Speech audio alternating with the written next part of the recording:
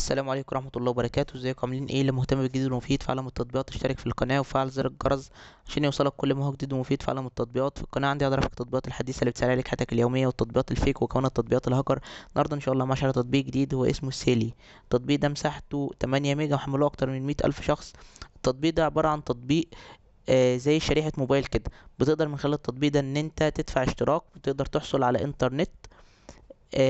ينفع جدا التطبيق ده للناس اللي هي بتسافر، بتتنقل من بلد لبلد أثناء عملية التجوال.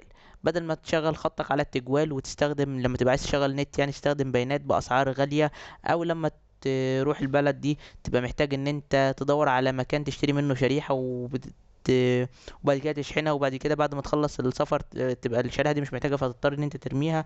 لا، هو ده تطبيق تقدر تستمتع بيه بخدمة انترنت بأسعار مناسبة او اسعار كويسة.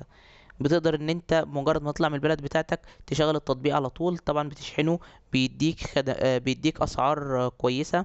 بتقدر طبعا تختار الباقة اللي انت عايزها، باقة صغيرة باقة كبيرة، باقة تقضيك اسبوع اسبوعين شهر على حسب ما انت عايز، على حسب السفرية بتاعتك. وتختار طبعا السعر اللي انت عايزه. طبعا التطبيق ده شغال في اكتر من 150 دولة حول العالم. فهو في فايدة التطبيق ده او ميزته ان انت تستخدمه اثناء السفر. تفضل شريحة الموبايل بتاعتك زي ما هي موجودة، تستخدمها، يعني تبقى شغالة معاك عادي جدا. بس بدل ما بتقعد بقى انت تدور على انترنت او تدور على شبكة واي فاي مفتوحة او تفتح انترنت من خلال الموبايل وتستخدمه بسعر غالي، لا، انت بتستخدم التطبيق بيديك اسعار كويسة ومعقولة، وتختار الباقة اللي انت عايزها على حسب الوقت اللي انت عايزه. وبس كده يعتبر نفس شرح للتطبيق. بالنسبه لمزايا التطبيق، لو عجبك شرح التطبيق يا ريت تدوس لايك للفيديو. لو عايز شرح تطبيق معين يا ريت تسيب لي في الكومنت لو شفت ميزه وعيب للتطبيق فايت تحديث من التحديثات القادمه، اكتبها في تعليقات الفيديو. شكرا، سلام عليكم.